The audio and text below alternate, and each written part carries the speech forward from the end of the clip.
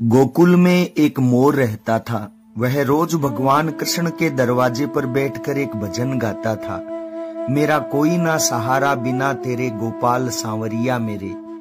और रोज आते जाते भगवान के कानों में उसका भजन तो पड़ता था, लेकिन कोई खास ध्यान ना देते। मोर भगवान के विशेष स्नेह की आस में रोज भजन गाता रहा। एक एक दिन करते एक साल बीत गया। मोर प्रतिदिन भजन गाता रहा। प्रभु सुनते भी रहे, लेकिन कभी कोई खास तवज्जो नहीं दिया। बस वह मोर का गीत सुनते, उसकी ओर एक नजर देखते और एक प्यारी सी मुस्कान देकर निकल जाते। इससे ज्यादा साल भर तक कुछ ना हुआ तो उसकी आस टूटने लगी। साल भर की भक्ति पर भी प्रभु प्रसन्न ना हुए तो मोर रोने लगा। वह भगवान को याद करते हुए जोर जोर से रोने लगा कि उसी समय वहां से एक मैना उड़ रही थी।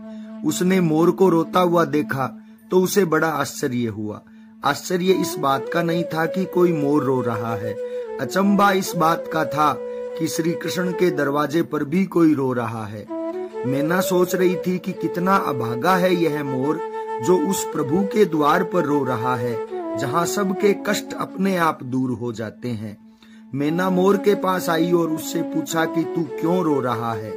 मोर ने बताया कि पिछले एक साल से बांसुरी वाले छलिए को रिझा रहा हूँ, उनकी प्रशंसा में गीत गा रहा हूँ, लेकिन उन्होंने आज तक मुझे पानी भी नहीं पिलाया। यह सुन मैना बोली, मैं बरसाने से आई हूँ, तुम भी मेरे साथ वहीं चलो। वे दोनों उड़ चले और उड़ते उड़ते बरसाने पहुंच गए। मैना बरसाने में राधा जी के दरवाजे पर पहुंची और उसने अपना गीत शुरू किया, श्री राधे राधे राधे बरसाने वाली राधे। मैना ने मोर से भी राधा जी का गीत गाने को कहा। मोर ने कोशिश तो की, लेकिन उसे बांके बिहारी का भजन गाने की ही आदत थी। उसने बरसाने में आकर भी अपना पुराना गीत गाना शुरू कर दिया, मेरा कोई ना सहारा बिना तेरे गोपाल सांवरिया मेरे। राधा जी के कानों में यह गीत पड़ा। वह भागकर मोर के पास आई और उसे प्रेम से गले लगाकर दुलार किया। राधा जी मोर के साथ ऐसा बर्ताव कर रही थी जैसे उनका कोई पुराना खोया हुआ परिजन वापस आ गया है। उसकी खातिरदारी की और पूछा कि तुम कहाँ से आए हो। मोर इससे गदगद हो गया। उसने कहना शुरू किया, जय हो राधा रानी, आज तक सुना था कि आप करुणा की मूर्ति हैं, लेकिन आज यह साबित हो गया। राधा जी ने मोर से पूछा कि वह उन्हें करुणामयी क्यों कह रहा है।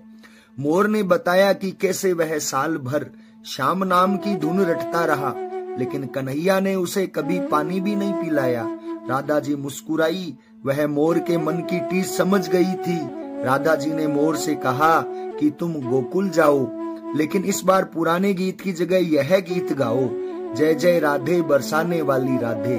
मोर का मन तो नहीं था करुणामयी को छोड़कर जाने का, फिर भी वह गोकुल आया। राधा जी के कहे मुताबिक राधे राधे गाने लगा।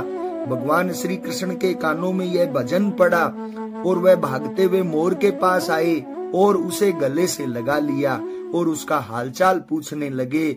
श्री कृष्ण ने पूछा कि मोर तुम कहाँ से आए हो। इतना सुनते ही मोर भड़क गया। मोर बोला, वाह छलिए, एक साल में मैं आपके नाम की धुन रट रहा था, लेकिन आपने तो कभी पानी भी नहीं पिलाया। आज जब मैंने दल बदला तो आप भागते चले आए। भगवान मुस्कुराने लगे। उन्होंने मोर से फिर पूछा कि तुम कहाँ से आए हो। मोर सांवरिये से मिलने के लिए बहुत तरसा था।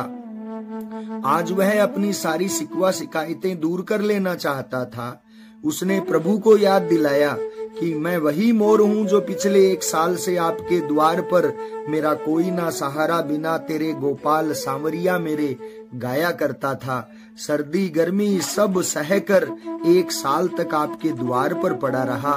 भगवान श्री कृष्ण ने मोर से कहा, तुमने राधा का नाम लिया, यह तुम्हारे लिए वरदान साबित हुआ। मैं वरदान देता हूँ कि जब तक यह सृष्टि रहेगी, तुम्हारा पंख सदैव मेरे शीश पर विराजमान रहेगा।